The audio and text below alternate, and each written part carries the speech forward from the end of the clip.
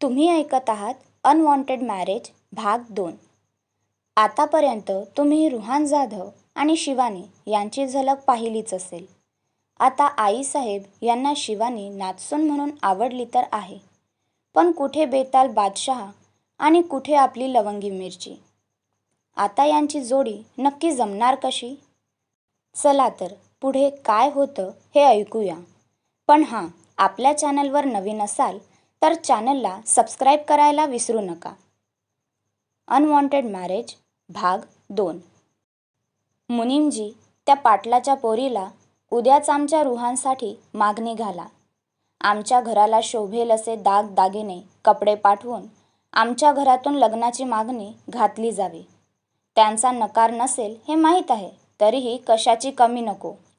पोरगी आमच्या घराला शोभेल अशीच आहे. तीच आमच्या घराची सून बनेल, ही काळ्या दगडावरची रेष आहे. आईसाहेब घरी येताच आनंदात बोलतात. कोल्हापूरमध्ये अगदी दगडी बांधकाम असलेला जुन्या पद्धतीचा वाडा आजही दिमाखात उभा होता. जुन्या पद्धतीचा असला तरी सर्व आधुनिक सोयीसुविधा त्यात उपलब्ध होत्या. सध्याच्या घडीला या वाड्यात फक्त आईसाहेब आपल्या विश्वासू नोकर मंडळीसोबत राहत होत्या. हनुमंत विठ्ठल जाधव हे पक्के राजकारणी. कोल्हापूरमध्ये लहान कापडाचा व्यवसाय सुरू करून हळूहळू मोठा उद्योग समूह स्थापन करणारे हुशार व्यक्तिमत्व. त्यांच्या खांद्याला खांदा लावून काम करणाऱ्या त्यांच्या पत्नी राजलक्ष्मी जाधव. दोघांनी खूप कष्टांनी आपला संसार फुलवला होता. हळूहळू राजकारणात रुची असल्याने हनुमंत जाधव राजकारणात उतरले. दादासाहेब म्हणून लोकांच्या मनात त्यांनी आपले स्थान बनवले. आईसाहेब पदोपदी त्यांच्या मदतीला होत्या. रंजल्या गांजल्याची सेवा करून या नवरा बायकोने जनमानसात आपली वेगळी छाप तयार केली. यांच्या संसारवेलीवर 2 मुलं जन्माला आली. 2 मुले, 1 मुलगी. मुलगी सध्या परदेशात आपल्या संसारात रमली आहे. दोन्ही मुले मुंबईमध्ये स्थायिक झाले. किशोर जाधव मोठा मुलगा, इरावती यांचे पती. त्यांनाही 2 मुले, रुहान आणि रुचिता. मदन लहान मुलगा, त्याला पण 1 मुलगा वेदांत आणि 1 मुलगी वेदिका. मुलांचं शिक्षण, वाढता व्यवसाय यासाठी मुलं मुंबईमध्ये स्थिरावले. हनुमंत यांच्या निधनानंतर आईसाहेब मात्र एकट्या पडल्या. गावकरी यांचा जिव्हाळा आणि या घरात असलेल्या आठवणी यामुळे त्यांनी काही वाडा सोडला नाही. गावात आजही त्यांचा शब्द खाली पडू देत नव्हते. दोन्ही मुले आजही आपल्या आईचा शब्द शेवटचा मानत होते. गावी येणं जाणं होतं. आईसाहेब जितक्या प्रेमळ तितक्याच कठोर. चुकीला माफी नाही हा नियम आजपर्यंत कधीच बदलला नाही.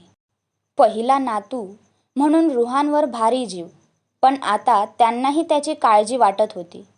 वाया जाण्या अगोदर सावरणं गरजेचं होतं, म्हणून त्यांना त्याच्यासाठी अशीच मुलगी हवी होती जी त्याला वठणीवर आणेल.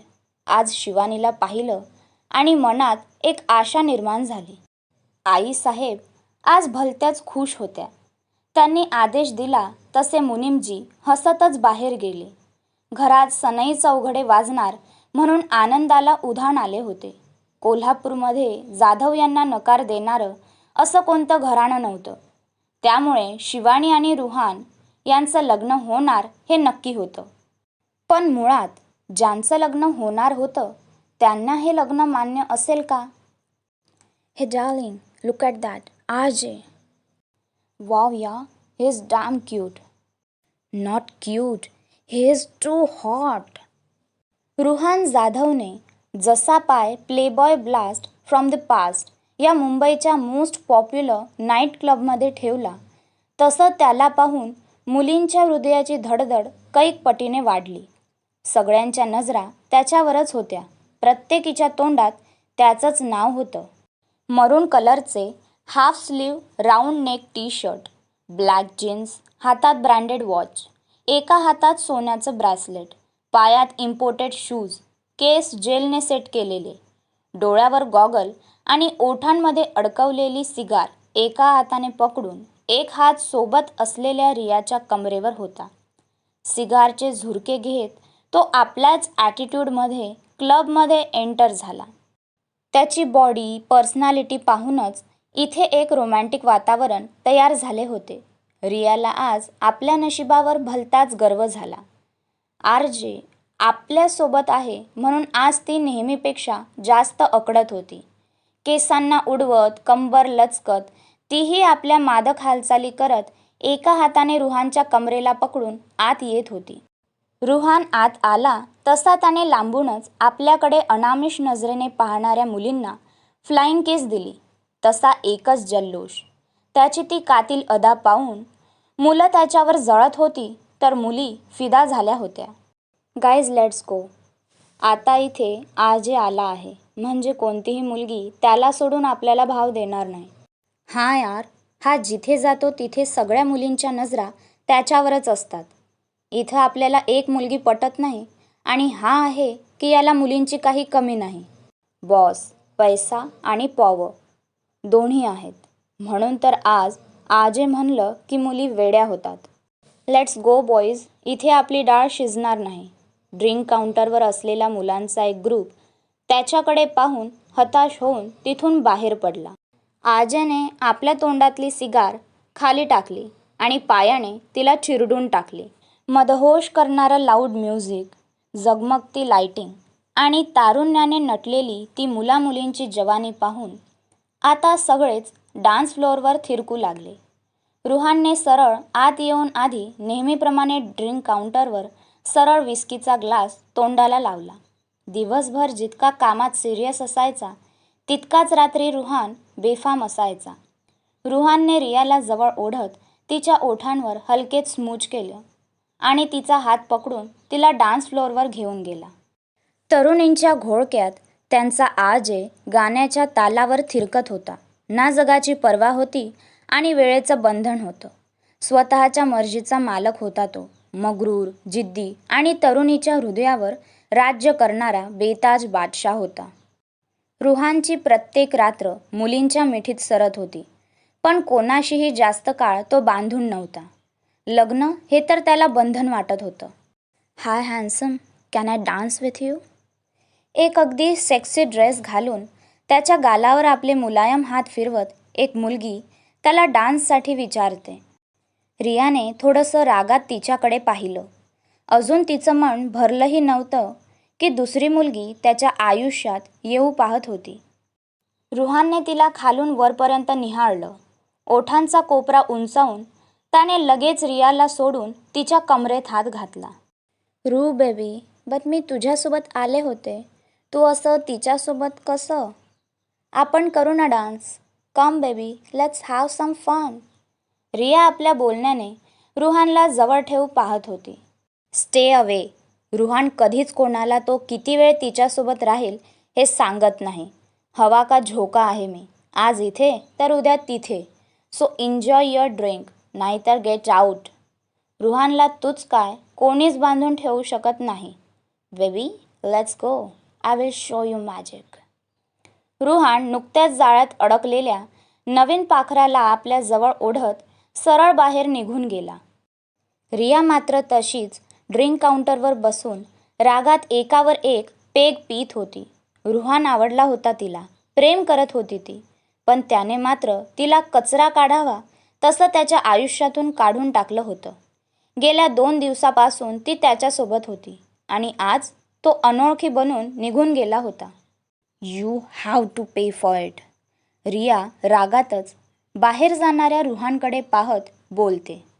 रुहान तर लग्नाच्या बेडीत अडकणार असं वाटत नव्हतं, तर शिवानी हिच्या भावी नवऱ्याच्या यादीतही रुहान कुठे बसत नव्हता. स्थळ कोल्हापूर.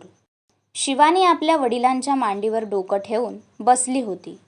आज घरात बरीच शांतता होती. अपर्णा तिच्या सासरी होती आणि तिची कमी या दोघांना सतावत होती. बाबा, मी कधी लग्नच नाही करणार. तुम्हाला सोडून कधीच नाही जाणार. शिवानी थोडं भावूक होऊन बोलते. आज आपली ताई नाही तर घर सुनं वाटत आहे. उद्या आपण पण गेलो तर आपले वडील कसे स्वतःला सांभाळतील हा विचार करूनच तिला गलबलून आले होते. बाळा, लग्न करून मुलीला आज ना उद्या सासरी जावंच लागतं. जगाची रीत आहे ती. माझी काळजी करू नको. माझ्यासोबत तुमच्या मम्मीच्या आणि तुमच्या गोड आठवणी आहेत ना, त्यांच्यासोबत आयुष्य जगणं अवघड नाही. दिलीप पाटील, शिवानीचे वडील, आपले पाणावलेले डोळे पुसत बोलतात. कितीही नाही म्हणलं तरी आज ना उद्या ती वेळ येणार हे माहीत होतं. आतापासूनच मनाला तयार करत होते. बाबा, मला काही जगाची रीत माहीत नाही. मी तुम्हाला सोडून, आपलं दुकान सोडून कुठेच जाणार नाही, शिवानीने पुन्हा थोडंसं रागात सांगितलं. काही झालं तरी आपले बाबा आपल्यासोबत राहणार हेच ठरवून मोकळी झाली होती. शिवानी यांचा मिठाईचा व्यवसाय होता. मार्केटमध्ये देवीच्या मंदिराच्या आवारात एक छोटं स्वीट होम होतं त्यांचं. शिवानी आणि तिचे बाबा ते चालवत होते.